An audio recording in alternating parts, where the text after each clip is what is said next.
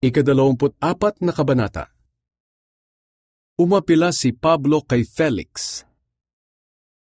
Makalipas ang ilang araw, pumunta sa Cesarea si Ananias na punong pari. Kasama niya ang ilang pinuno ng mga Hudyo at ang abogadong si Tertullus. Humarap sila kay Gobernador Felix at sinabi nila sa kanya ang kanilang akusasyon laban kay Pablo.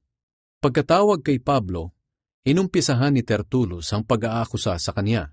Sinabi niya, "Kagalang-galang na gobernador, dahil sa inyong magandang pamamalakad, naging mapayapa ang aming bansa, at maraming pagbabagong naganap na nakabuti sa aming bansa. Kaya lubos ang pasasalamat namin sa inyo, at hindi namin ito makakalimutan. Ngayon, hindi namin gustong maabala kayo, kaya nakikiusap po ako na kung maaari pakinggan ninyo ang maikli naming salaysay. Nakita namin na ang taong ito'y nakakaperwisyo. Nagdadala siya ng kaguluhan sa mga Hudyo sa buong mundo at namumuno siya sa sekta na tinatawag na Nazareno. Kahit ang templo namin ay tinangka niyang dungisan, kaya hinuli namin siya.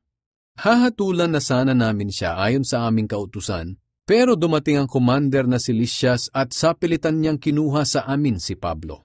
At sinabi niya na kung sino ang may akusasyon laban kay Pablo ay kinakailangang pumunta sa inyo. Kung iimbestigahan niyo ang taong ito, malalaman niyo ang lahat ng inaakusa namin sa kanya." At sinang-ayunan din ng mga Hudyo ang lahat ng sinabi ni Tertullus. Sinagot ni Pablo ang mga akusasyon sa kanya. Sinanyasan ng gobernador si Pablo na siya naman ang magsalita. Kaya nagsalita si Pablo. "Alam kong matagal na po kayong naging hukom sa bansang ito. Kaya ikinagagalak kong ipagtanggol ang aking sarili sa inyong harapan. Kung mag-iimbestiga kayo, malalaman ninyo na 12 araw pa lang ang nakalipas nang dumating ako sa Jerusalem para sumamba. Ang mga Hudyong ito'y hindi kailanman nakakita sa akin na nakikipagdiskusyon kahit kanino o kaya'y nanggulo sa templo o sa sambahan ng mga Hudyo o kahit saan sa Jerusalem. Hindi nga po nila mapapatunayan sa inyo na totoo ang kanilang akusasyon sa akin.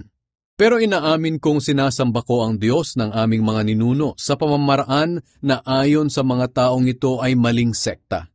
Pero naniniwala rin ako sa lahat ng nasusulat sa kautusan ni Moises at sa lahat ng isinulat ng mga propeta. Ang pag-asa ko sa Diyos ay katulad din ng pag-asa nila, na ang lahat ng tao, mabuti man o masama, ay muli niyang bubuhayin. Kaya pinagsisikapan ko na laging maging malinis ang aking konsensya sa harap ng Diyos at sa mga tao. Pagkalipas ng ilang taon na wala po ako sa Jerusalem, bumalik ako roon para magdala ng tulong para sa aking mahihirap na kababayan at para maghandog sa templo. At nadatnan nila ako roon sa templo na naghahandog matapos kong gawin ang seremonya ng paglilinis.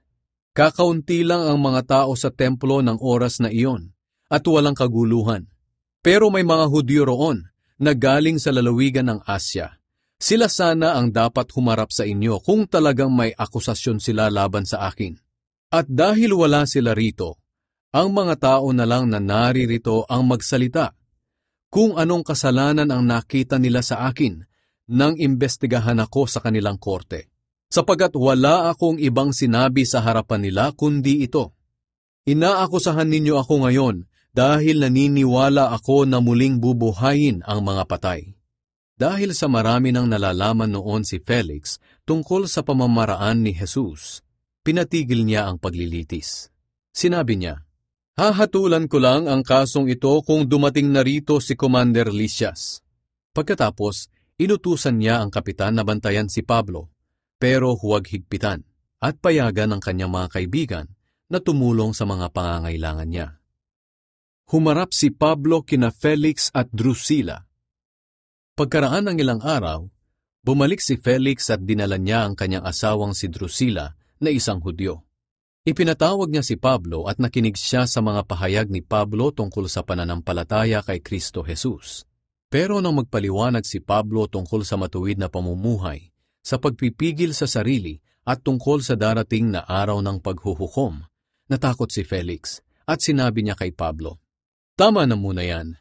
Ipapatawag na lang kitang muli kung sakaling may pagkakataon ako." Palagi niyang ipinapatawag si Pablo at nakikipag-usap dito, dahil hinihintay niyang suhulan siya ni Pablo. Pagkalipas ng 2 taon, pinalitan si Felix ni Porcius Festus bilang gobernador. At dahil sa nais ni Felix na magustuhan siya ng mga Hudyo, pinabayaan niya si Pablo sa bilangguan.